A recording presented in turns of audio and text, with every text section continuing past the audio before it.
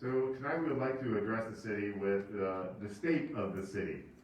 It's an address that we've been meaning to do for a while now, and to let everybody know at the beginning of the year where we ended up last year and where we're going in the upcoming year. So it's my great pleasure to present Dayton's first State of the City address. This address kicks off a new year and an increased level of transparency for the city of Dayton, providing our community with information about operations, past success, and future goals. We have a new city website, which you'll see later tonight, as a testament of our renewed efforts to provide our residents, businesses, and visitors with readily available access of news, information on our programs, our progress, and our projects. The City of Dayton had a number of success stories in the year of 2021. Despite yet another challenging year due to the COVID-19 pandemic, 6 new businesses opened storefronts in our downtown business district. Several of which received funding from our DBA, which is known as the Dayton Business Association or Assistance Grant Program. Those businesses are Tuba Bakery, Taqueria Nagao, Horton's Barbershop, Millard Advisors, Glow Salon, and we even had a Dayton High School graduate, Dr. Jamie Herbst, returned home to open up America's Foot Center on 6th and Vine. In addition, Yard & Company renovated the old gas station at 6th Avenue, we all know it as Bud Fowler's gas station. 2 real estate developers purchased Tony O's Saloon with plans to make renovations to it, and building improvements are underway for the Riverside Marketplace on 6th and O'Fallon. As a response to local businesses adversely affected by the pandemic, the city also provided $1,000 grants to 29 of these businesses and also enacted Dayton dining programs, which mailed out $5 coupons to each Dayton resident so they could use them at local restaurants. This program encouraged our neighbors to visit our restaurants and spend even more than the initial $5 coupon. More than 300 residents utilized this program to help support Dayton businesses during this pandemic. Now, last year we also saw a great interest in the city of Dayton from numerous real estate developers.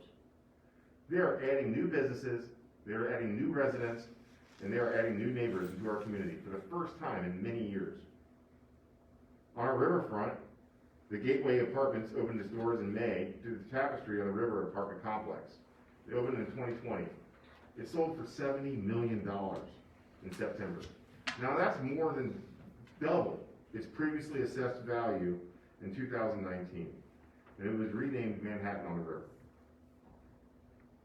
In October, Arlington Properties, the Birmingham, Alabama-based developer that built the original Tapestry on the River, obtained zoning approval to build another complex in Dayton. This one with another 265 apartments on a site located just east of the Manhattan Harbor next to the marina, bringing more Dayton neighbors and friends to our neighborhood. Other Manhattan Harbor developments that the city approved were the construction of 2 high-end single-family homes at the Commons and construction of 2 multifamily housing projects at the Lookout and also the Bend. Both, they are currently under construction. Just east of where Berry Street connects to the Boulevard will be built. Now, one of the most exciting and upcoming projects is the rehabilitation of the historic Rainey Building. It's also known as the Burton Building at 6th Avenue and Berry Street. Orleans Development Company, and if you're not familiar with Orleans, Orleans has done multiple projects like this throughout the region and very respected and very diligent in their work. They purchased a 4-story, 137-year-old building back in July and plans to spend over $1.5 million to renovate this building into commercial space on the first floor and luxury, loft-style, yet affordable apartments on the upper floors. That's going to change the makeup of the city. That's going to change the central business district of this town. And it was due to a lot of work by this administration and our council. Now in 2021, the primary focus of my administration was, and it's going to continue to be, increased code enforcement. This past year, the city established a database of 10 problem vacant blighted structures in our city. So we created this 10 problem city properties. And we started to work on them. And then we got to a second top 10 list. The city also enacted a code enforcement and amnesty program that encouraged property owners with outstanding code enforcement violations to clean up their properties or face redoubled code enforcement fines if they did. So what we did was we found 10 of the properties that were a problem within this town, and we got to work on them. We talked to the building owners, we worked with them, tried to help them out, and they're improving. And then we have the second list. Overall, we've made great strides in improving our housing stock in our neighborhoods in the past year.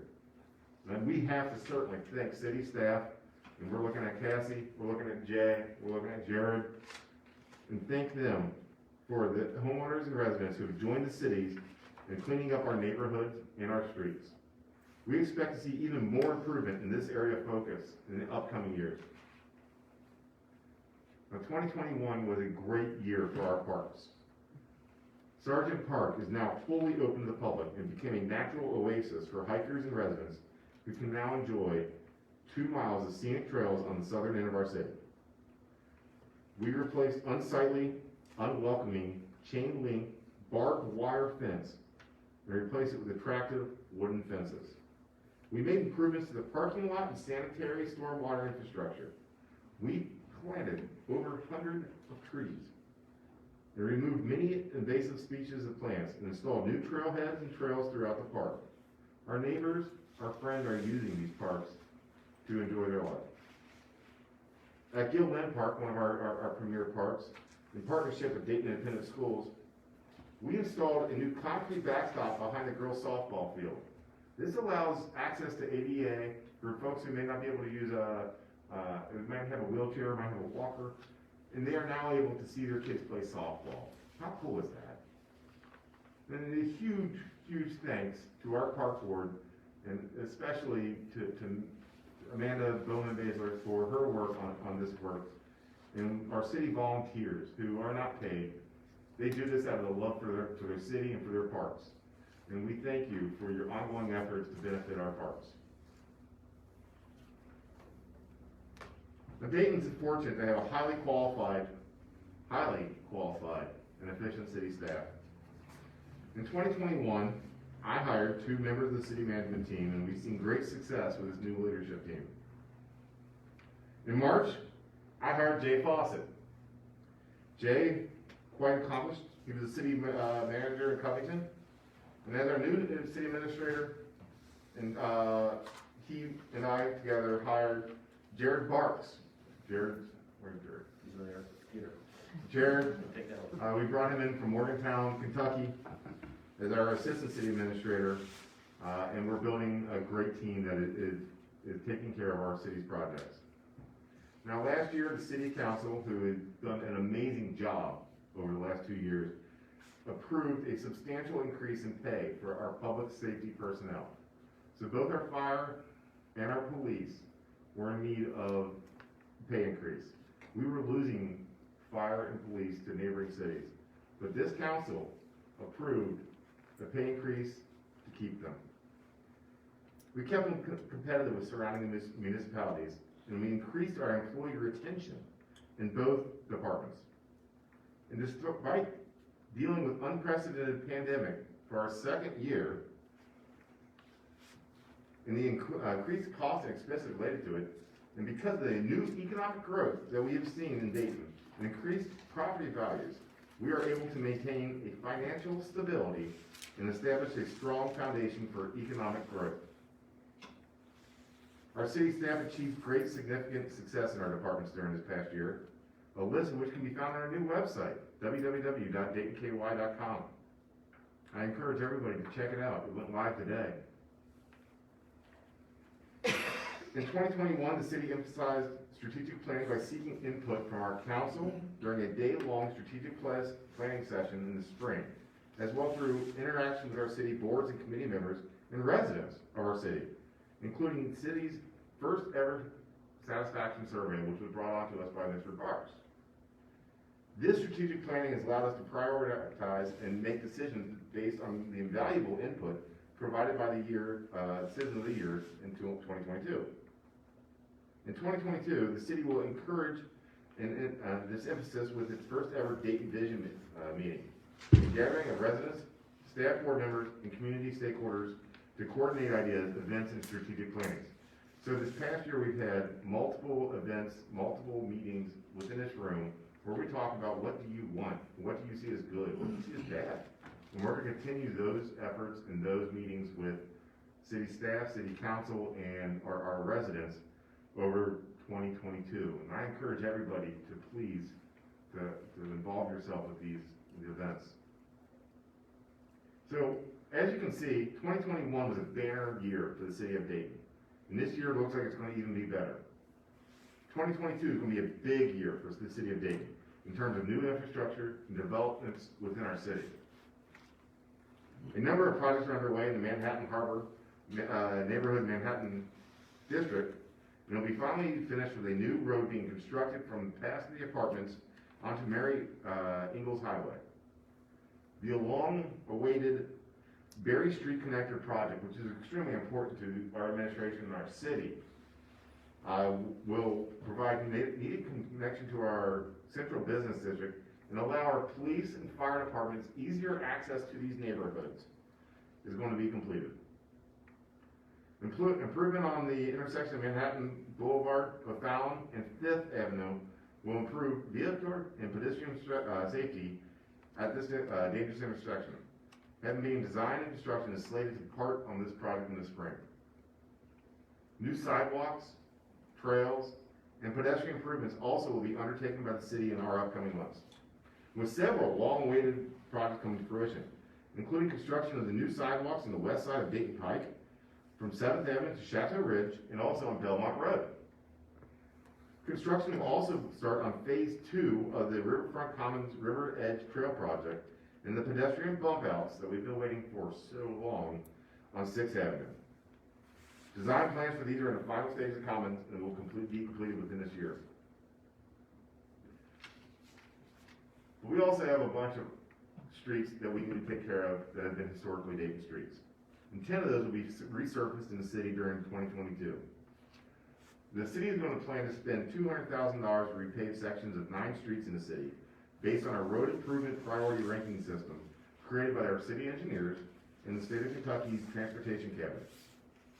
We're also expecting to repave parts of Route 8 as well. The new year will see construction of several new stormwater mitigation projects in the city at these locations. 4th and Kenton, Irvin Terrace, Dayton Pike, 2nd and Walnut, and Grant Park. The city is continually working to improve our operations, increase services to our citizens, and provide additional opportunities for our residents to be involved in our community. When City Council had its first strategic planning session last spring, it came up with 30 projects, programs, and initiatives that we wanted to see implemented in the city. And I'm proud to say the vast majority of these strategic goals have been accomplished within the last 9 months. 9 months since that last list was created, and we're working on the others. Now, one of our major goals for the past year was to improve our external communications with the city, also known as being more transparent. Like I mentioned just a few minutes ago, our new website, DaytonKentucky.com, has up-to-date city news information, and I encourage all citizens and friends and visitors to visit DaytonKentucky.com to see our new website and keep up to date on our city's direction, including viewing our interactive maps, and such as one that shows the infrastructure projects for 2022. In addition to our new website, we've also worked hard to improve our electronic newsletter, our e-newsletter, and our social media presence. And if you haven't done so yet, I encourage you to sign up for our e-newsletter and like us on Facebook, like us on Instagram. We have a Twitter page, and we don't have TikTok yet, but maybe we'll get there. And you'll get the latest news and information from our city. Now, in closing, as we look to the new year and the future in our city, we want to continue our efforts to encourage entrepreneurs to start new business ventures, create new jobs within our city. We will also continue to encourage developers and others to responsibly rehab their homes, build new homes, and take advantage of our wonderful views, our excellent schools, and close-knit community.